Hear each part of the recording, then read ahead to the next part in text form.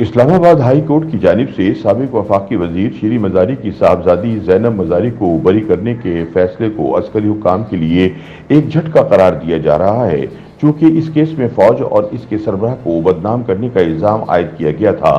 یاد رہے کہ یہ کیس زینب کی جانب سے اپنی والدہ کی گرفتاری کے بعد فوجی قیادت کو اس کا ذمہ دار قرار دینے اور آرمی چیف بارے نازیبہ الفاظ استعمال کرنے پر درج ہوا تھا۔ عدالتی فیصلے پر تبصرہ کرتے ہوئے عسکری حکام کا کہنا ہے کہ یہ ایک ایسا مقدمہ جس میں استقاضہ اور دفاع دونوں متفق تھے کہ جرم سرزد ہوا، مگر پھر بھی اسلام آباد ہائی کورٹ نے ملزمہ کو بری کرنے کا فیصلہ کیا۔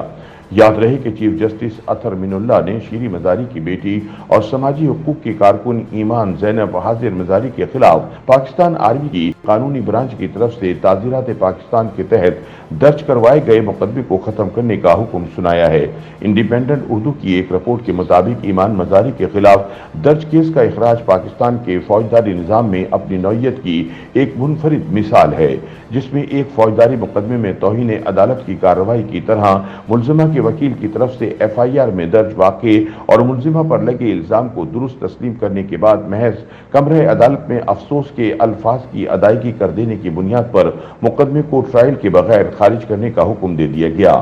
سینئر صحافی واجد علی سید کے مطابق اسلام آباد ہائی کورٹ کے اس فیصلے کو ایک طرف جہاں قانونی حلقوں نے بہت سے حوالوں سے خوش آئند قرار دیا ہے، وہیں اس فیصلے نے ایک نئی بحث کو بھی جنم دیا ہے، جس میں یہ بات کی جا رہی ہے کہ یہ مقدمہ فوجداری اصول قانون میں عدالتی تشریحات کی مدد سے ایک نئی سمت کا اضافہ بھی ثابت ہو سکے گا، یا پھر آنے والے دنوں میں اس فیصلے کو ان عدالتی تفردات میں شمار کیا جائے گا جنہیں بعد کے ادوار میں عدالتیں بطور نظیر نافذ نہیں کرتی، جیسے ذوالفقار علی بھٹو کی پھانسی کا فیصلہ۔ ان کا کہنا ہے کہ وہ فیصلہ بھی ملک کی اعلیٰ عدالتوں کی طرف سے ایک ایسا ہی اجتہادی فیصلہ تھا، مگر بعد کے ادوار میں کبھی عدالتوں نے اس فیصلے کو بطور قابل عمل نظیر قبول نہیں کیا۔ قانونی ماہرین کے مطابق کسی بھی فوجداری جرم کے دو حصے ہوتے ہیں، فعل اور نیت۔ فوجداری جرائم میں ان دونوں اجزاء کو بیک وقت ثابت کرنا استقاضہ کی ذمہ داری ہوتی ہے۔ کسی بھی ایک جزء کو ثابت نہ کیا جا سکے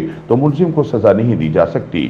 ضابطۂ فوجداری میں ہائی کورٹ کے پاس یہ اختیار موجود ہے کہ اگر وہ یہ سمجھے کہ الزام علیہ کی طرف سے جس جرم کی نسبت دی گئی ہے وہ بے بنیاد ہے تو وہ مزید کارروائی کے بغیر کسی بھی فوجداری مقدمے کو کسی بھی مرحلے پر ختم کرنے کا حکم دے سکتی ہے۔ چیف جسٹس اسلام آباد ہائی کورٹ نے مقدمے کی کارروائی میں بار بار کہا کہ الزام علیہ ایمان زینب چونکہ آفیسر آف دی کورٹ ہیں، لہٰذا انہیں افواج پاکستان کی اعلیٰ قیادت کے بارے میں کچھ مخصوص الفاظ ادا کرنے نہیں چاہیے تھے، یعنی عدالت اس بات پر استقاضہ کے ساتھ متفق نظر آئی کہ ایف آئی آر میں لگائے گئے جرم کا واقعی ہونا بادی نظر میں قرین قیاس ہے، البتہ ملزمہ کو اس کے ذاتی حالات اور واقعات اور نفسیاتی کیفیت کا فائدہ دیتے ہوئے الزام کے بارے میں تعصب کا اظہار کرنے پر اس مقدمے کو ختم کرنے کا حکم دے دیا گیا۔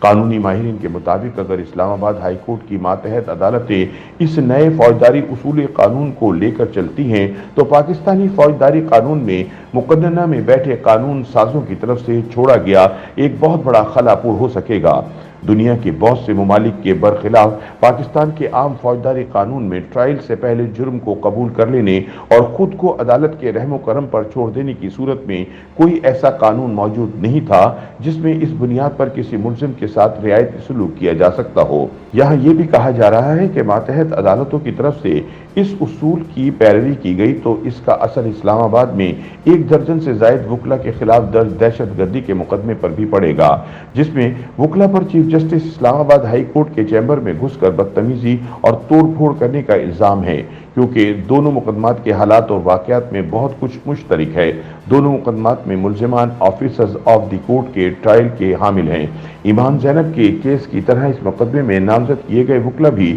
چیف جسٹس اسلام آباد کی عدالت میں بذریعہ بار ایسوسی ایشن پیش ہو کر اس واقعے پر اپنے دکھ اور تعصب کا اظہار کر چکے ہیں، اور موجودہ کیس کی طرح ان ملزمان کا موقف بھی یہی ہے کہ ان سے جو کچھ بھی سرزد ہوا وہ ایک مخصوص نفسیاتی دباؤ کی کیفیت میں ہوا، تاہم اطہر من اللہ انہیں کوئی رعایت دینے کے لیے تیار نظر نہیں آئے تھے۔ بہرحال اس فیصلے پر مرتکب کیے جانے والے نئے اصول قانون کا جب ملک کے عام شہریوں پر مقدمات پر اطلاق کیا جائے گا تبھی اس مقدمے کی اہمیت اجاگر ہو سکے گی۔ इस्लामाबाद के वकला की regulatory body Islamabad bar council पहले ही बजरिए प्रेस रिलीज ईमान ज़ैनब केस में मुर्तकिब शुदा उसूल कानून का फ़ायदा आम शहरियों तक वसी करने का मुतालबा कर चुकी है। लिहाजा किसी तौर पर भी इस बात से इनकार नहीं किया जा सकता कि ये फैसला आने वाले अदवार में फौजदारी कानून के एक अहम फैसले के तौर पर याद रखा जाएगा।